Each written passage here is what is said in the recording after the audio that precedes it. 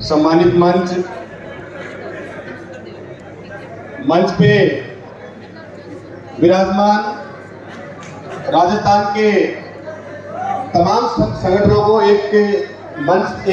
एकता के सूत्र में पिरोने वाली हमारी आदरणीय शख्सियतगण, राजस्थान के तमाम जिलों के कोनों कोनों से पधारे हुए हमारे कर्मचारी साथियों, बार-बार मेरे जो पूरे वक्त आ रहे हैं बहुत जरूरी लगता है। बार-बार सब यही बात करें कि समिति में विश्वास दिलाएं, ये समिति हाथ है, ये समिति है। मेरा है कि मानना ये कि हमें इस समिति में विश्वास है तभी आप और हम यहाँ इकट्ठे हुए हैं, और इस समिति को आप में विश्वास है तभी आपको अवसर पर यहाँ बुलाया है।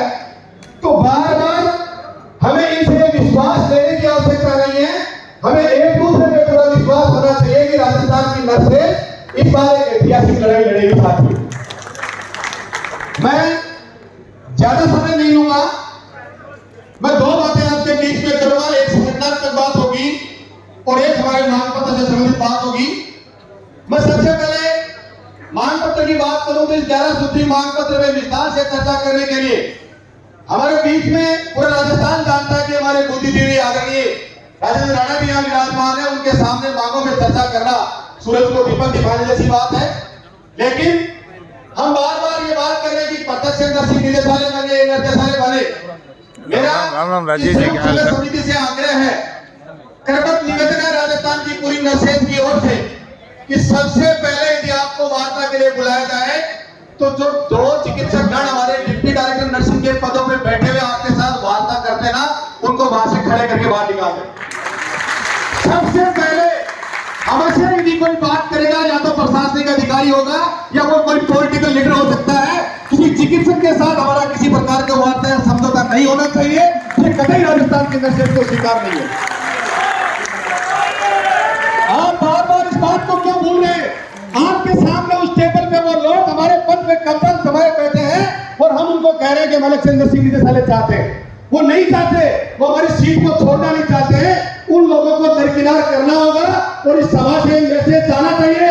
वो आज सरकार को प्रार्थना पत्र लिखते हैं कि हमारे किसी चिकित्सक पद पे लगा दो, हम डिप्टी डायरेक्टर सिंह पद पे नहीं रहना चाहते। साथियों, ये मैसेज यहाँ से जाना चाहिए, तभी पता लगेगा राजस्थान की नस्लें एक हो चुकी है। दूसरी बात, आपने जो चरणों की घोषणा की, राजस्थान की 100% नर्सेज आपके साथ है। यदि 100% नहीं लड़ी, मैं कह रहा हूं 20% भी लड़े, बहुत कम संख्या बता रहा हूं।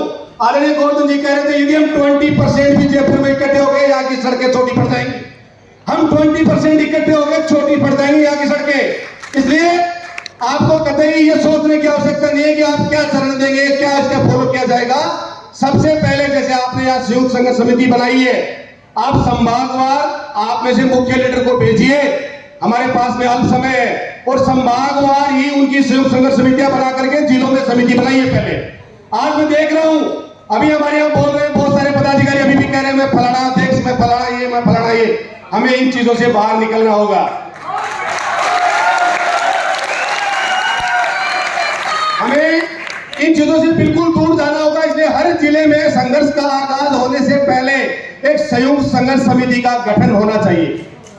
उस संघर्ष समिति का गठन आपकी निगरानी में होना चाहिए, क्योंकि हम जिलों में बहुत दड़ों में बैठे हुए। ये हकीकत है जिसको झुठलाया नहीं जा सकता। या जिंदाबाद के नारे लगाने से एकता नहीं हो जाएगी।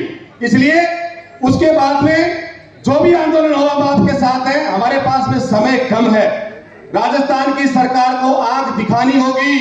और जिस प्रकार से 2013 का ऐतिहासिक आंदोलन हुआ, हम इतने आश्वस्त थे क्योंकि राजस्थान की नर्सेज हमारे साथ थी, राजेंद्र राणा जी अनशन में बैठे थे, हम वार्ता छोड़ करके आ गए थे।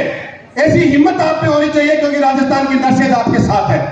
दूसरी बात, आपने यहाँ समिति बनाई है, आपने 11 सदस्य 51 सदस्यों भी बनाए। आप अपनी एक पूरी हायरार्की बनाइए, आपकी second line, third line, fourth line आप तैयार कीजिए। आपकी वार्ता समिति अलग होनी चाहिए और आपकी संघर्ष समिति अलग होनी चाहिए। साथियों, आपकी वार्ता समिति सिर्फ वार्ता करके आएगी, आपकी संघर्ष समिति राजस्थान में संघर्ष का बिगुल बजाएगी। क्योंकि संघर्ष करने वालों को समय नहीं होगा कि वो वार्ता में जाए। वार्ता करने वाले अपने कागजों की तैयारी करें और राजस्थान की सरकार को टेबल पे जवाब दे।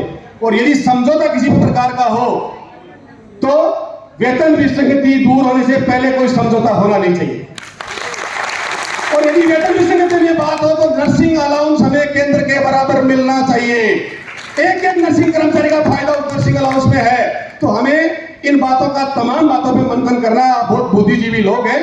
मैं दो ही बात कहता हूं, सबसे पहले तो यहां से एक चिट्ठी जारी कर दो कि हमारे दोनों डिप्टी डायरेक्टर नर्सिंग के जो पद हैं उन चिकित्सकों को हटा दो।